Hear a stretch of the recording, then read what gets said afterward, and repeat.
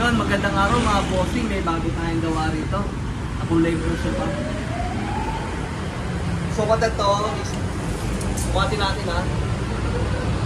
61 inches by 35 inches. Yan, may malalaking pillow, bolster, dalawang bolster, dalawang pillow, with fiber. Simple design. Ito, pa square yung tahi niya. 6 inches yung foam. Makapal yung foam nito, Uratex foam with fiber pin.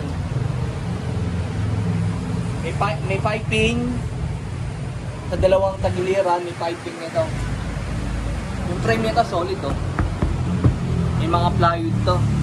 Yung paa, good lumber, solid, black paint, velvet. Okay, dito na kayo magpagawa sa RF Furniture Shop. Tignan nyo kung gaano katibay.